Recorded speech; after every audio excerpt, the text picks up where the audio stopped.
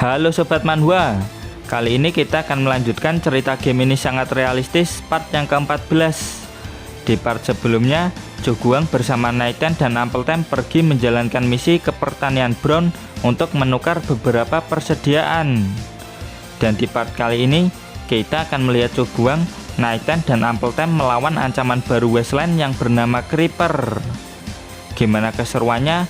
Tanpa basa-basi lagi, langsung pasang headset dan kita gaskan ke ceritanya di Manhwa Period.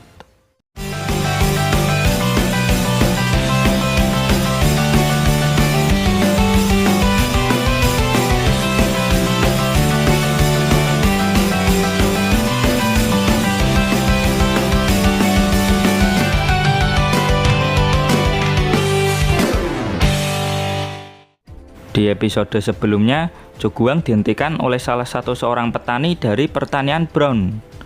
Untuk sementara kita panggil dia Asep. Choguang dengan tenang menjelaskan bahwa dirinya kemari bukan untuk nyari ribut, melainkan ingin melakukan barter. Mendengar niat Choguang untuk melakukan barter, Asep pun menurunkan senjatanya. Dia bertanya dari mana asal mereka bertiga. Soalnya dia belum pernah melihat mereka bertiga di sekitar pertanian Brown. Choguang menerangkan kalau mereka bertiga berasal dari area gurun. Dan sekarang mereka sedang bermigrasi ke area di sekitar pertanian Brown. Asep pun langsung menduga bahwa Choguang, Naiten dan Ampletem merupakan seorang nomaden. Seperti yang terlihat, penampilan Choguang dan yang lainnya memang sangat mirip dengan para nomaden. Nomaden adalah kelompok yang jarang terlihat di wilayah camp. Mereka biasanya berada di area gurun yang terletak di pinggiran wilayah kota besar. Di Wasteland Online, area perkotaan lebih dikenal dengan nama urban area. Dan wilayah gurun biasanya terletak di antara beberapa area perkotaan. Para nomaden ini tidak bertani, berkebun, atau yang lainnya. Mereka bertahan hidup dari looting dan berburu di alam liar. Mereka akan singgah dari area satu ke area yang lain. Kadang-kadang mereka juga berdagang untuk menukar chip atau menukar kebutuhan sehari-hari dengan hasil looting atau buruan mereka. Tentu saja, menjarah, merampok, pembantaian, pelecehan seksual, dan tindak kejahatan lain tetap mereka lakukan. Tidak ada orang baik dan orang jahat yang mutlak di alam liar. Tergantung lingkungan dan kondisi, semua orang bisa menjadi begal. Berhadapan dengan 3 nomaden yang bersenjata lengkap, tentu saja sangat berbahaya bagi para petani di pertanian Brown. Belum lagi jika bala bantuan dari para nomaden ini datang. Peperangan akan terjadi dan akan berujung kerugian bagi para petani di pertanian Brown. Oleh karena itu, Asep harus berhati-hati dalam mengambil keputusan. Dari menara pengawas, Asep bertanya ke Choguang barang apa yang mau ditukar. Choguang langsung memberitahu sumber daya yang ia bawa di gerobak ke Asep. Sumber daya itu mau Choguang tukar dengan perlengkapan dan peralatan untuk bercocok tanam dan pembangunan. Choguang juga berjanji kalau akan segera pergi setelah menukar persediaannya. Dia tidak akan berlama-lama di tempat ini. Asep pun cukup yakin jika Choguang dan yang lainnya memang datang untuk melakukan barter. Lalu Asep menyuruh Choguang menunggu sebentar karena dia akan melapor ke atasannya dulu. Di belakang, Naiten berbisik ke Ampletem bahwa basecamp survivor benar-benar sangat luar biasa. Vibe-nya benar-benar seperti dunia post-apokalips yang sangat nyata. Ampletem merasa jika ini adalah salah satu update besar pada expansion pack Winter is Coming. Naiten pun juga menduga jika si Asep merupakan NPC lain di luar shelter 404. Dari modelnya sih, Asep memang kelihatan kayak NPC. Dan gara-gara Asep menggunakan masker, jadi mereka berdua tidak tahu ekspresi wajah Asep. Tak lama kemudian, Asep dan beberapa rombongan membuka gerbang dan membawa satu gerobak berisi perlengkapan dan peralatan seperti yang Choguang minta. Si Asep langsung berjalan mendekat ke Choguang. Asep memperkenalkan nama aslinya yaitu Liu Zhengyu. Sedangkan Coguang juga ikut memperkenalkan namanya. Setelah melihat gerobak Coguang, Zhengyu tidak yakin dengan daging yang dibawa sama Coguang. Lantas Coguang langsung menjelaskan bahwa daging miliknya itu merupakan daging asap dari mutan hyena. Dan ada juga daging asap ikan dari ikan lele mutan. Kalau nggak percaya, Zhengyu bisa mencicipinya. Lalu Zhengyu langsung mengambil satu bungkus dan memeriksanya sendiri. Kemudian dia mengambil dan memotong kecil dagingnya. Setelah itu ia lemparkan kepada salah satu budak tani untuk dicicipi. Si Agus merasa jika apa yang dikatakan Coguang itu benar. Daging ini hanyalah daging asap dari mutan hyena. Setelah 10 menit berlalu, si Agus nggak kenapa-napa. Itu artinya daging yang dibawa Coguang layak dikonsumsi. Zhengyu langsung melakukan pertukaran 4 pon gandum hijau dan umbi-umbian untuk 2 pon daging asap hyena dan daging asap ikan. Sedangkan untuk kulit hyena, 1 lembarnya akan ditukar dengan 1 alat. Coguang pun menawar 2 pon dagingnya dengan 10 pon gandum hijau dan umbi-umbian. Sedangkan untuk kulit hyena, 1 lembarnya ditukar dengan 3 alat. Coguang menegaskan ke Zhengyu bahwa dirinya pernah ke Camp Beach Street, jadi dia sudah tahu harga pasar. Zhengyu yang mendengar itu tidak memberikan komentar apapun. Kenapa orang ini diam? Harganya terlalu mahal kah? Batin Coguang. Dengan santai dan tanpa beban, Zhengyu menyetujui tawaran Coguang.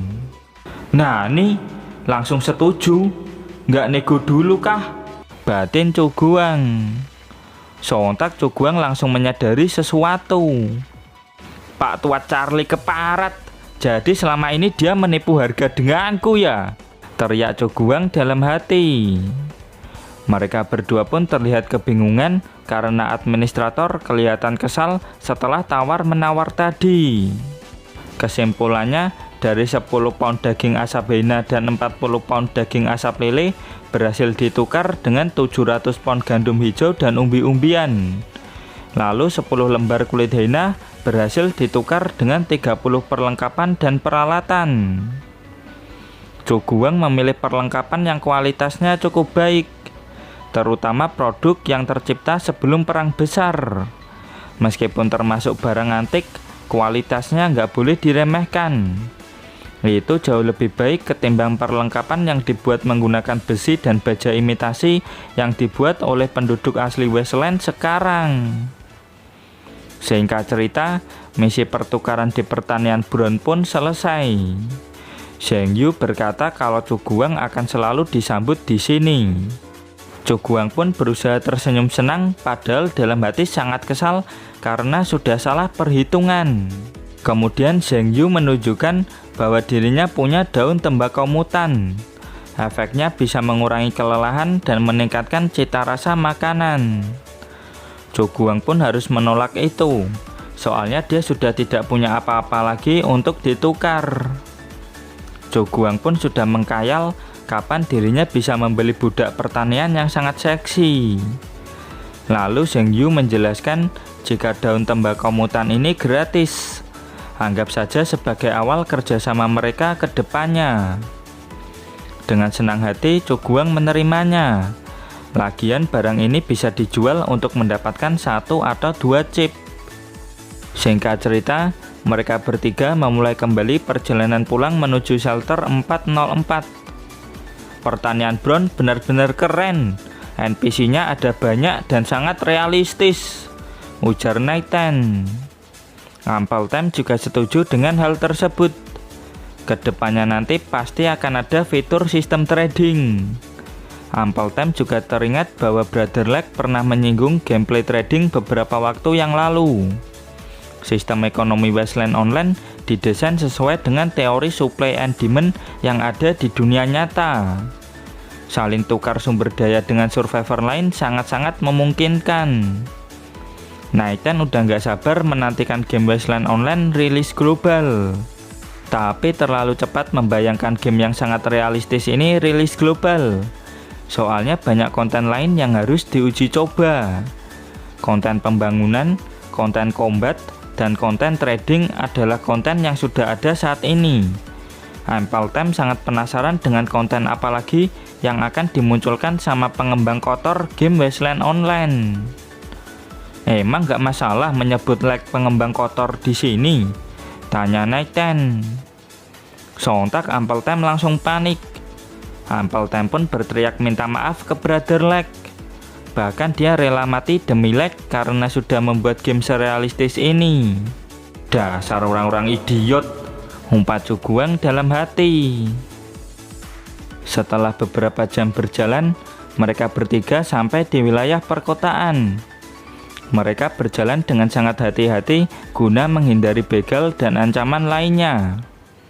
Tiba-tiba Cuguang menyadari ada bahaya. Dia langsung bersembunyi di balik tembok dan coba mengintip. Betapa terkejutnya Cuguang setelah melihat sesuatu yang ada di tembok gedung tersebut. Dia melihat sesuatu yang sangat berbahaya sedang merayap di dinding gedung. Makhluk ini bernama Creeper. Biasanya aktif di malam hari. Dan gak tahu kenapa Creeper ini bisa aktif di siang hari. Semua berpencar! Teriak Cuguang sambil menembak Creeper tersebut. Meskipun Cuguang memberikan serangan kejutan, tembakannya tidak kena karena jarak dia dengan Creeper itu lumayan jauh. Cih, sial! Batin Cuguang. Sontak Creeper langsung melesat dengan cepat ke arah Cuguang. Nighten dan Ampeltem yang menyadari makhluk berbahaya ini mendekat cukup terkejut. Dan bukannya takut, mereka berdua malah terkagum-kagum. Soalnya Creeper jauh lebih keren ketimbang para begal. Malah kagum, cepat berpencar, blok! Bentak Cuguang. Di sisi lain, Creeper mampu menghindari semua tembakan Cuguang dan masuk ke dalam gedung. Nighten dan Ampeltem bersikeras ingin membantu Cuguang melawan Creeper itu. Tapi Cuguang menegaskan jika Creeper ini jauh lebih kuat dari para begal. Itu bukanlah sesuatu yang bisa Nighten dan Ampeltem kalahkan. Ketika malam hari, ada dua entitas di dunia Wasteland yang harus dihindari. Yang pertama adalah Goner. Mereka mirip seperti zombie. Dan yang kedua adalah Creeper. Bisa dibilang jika Creeper adalah zombie yang bisa berpikir dan berburu seperti manusia. Dan yang bikin Cuguang merasa janggal itu, kenapa bisa Creeper aktif di siang hari seperti ini? Soalnya yang dia tahu, Creeper takut dengan sinar matahari.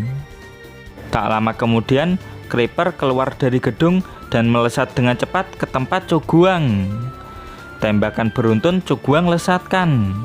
Akan tetapi, gerakan sat-set dari Creeper mampu menghindarinya. Dia ke kananku kah? Batin Cuguang. Dan benar saja, Creeper melompat ke arah sisi kanan Cuguang. Dan BAM! Cuguang langsung melakukan tembakan sesuai intuisinya. Mak jelep! Tembakan Cuguang mampu menembus dada kanan Creeper. Setelah menerima tembakan Cuguang, Creeper ini terdiam sejenak. Sekarang saatnya! Teriak Nighten. Melihat ada celah, Nighten dan Ampeltem langsung memberondong Creeper dengan membabi buta. Tapi sayang, meskipun sudah sedekat itu dan Creeper tidak bergerak, tembakan mereka berdua rip aim semua. Sesuai penjelasan Cuguang di awal tadi, Creeper mampu berpikir dan berburu seperti manusia. Merasa jika Ampeltem dan Nighten bukan ancaman, Creeper berjalan melewati mereka berdua dan fokus mengalahkan Cuguang terlebih dahulu. Cuguang yang membawa dua player beban tidak bisa berbuat apa-apa selain mengandalkan diri sendiri. Creeper pun langsung melompat berniat memangsa Cuguang. Di sisi Cuguang, dia membuang senapannya dan berganti menggunakan pipa baja. Dan dawas! Sekuat tenaga, Cuguang menahan Creeper hanya dengan pipa besi tajam tersebut. Meskipun stat strength Cuguang mencapai angka 9, tetap kesulitan jika harus menahan serangan creeper secara langsung seperti ini. Bahkan jika Bang Kadal di posisi ini, belum tentu bisa bertahan melawan creeper ini. Mak dawas. Coguang langsung dihempaskan sangat jauh sama creeper. Dan brawak. Coguang langsung muntah darah begitu membentur base yang ada di belakangnya. Mustahil bagi Coguang untuk bisa menang di kondisinya sekarang jika harus melawan creeper tersebut seorang diri. Kecuali ada keajaiban yang membantunya. Creeper masih sangat overpower bagi Coguang sekarang. Creeper ini mendekati Coguang seolah berkata bahwa Coguang tidak akan bisa mengalahkannya. Satu-satunya senjata yang Coguang punya hanyalah pipa baja yang sudah rusak ini. Sangat sulit melawannya jika cuman mengandalkan pipa baja rusak ini.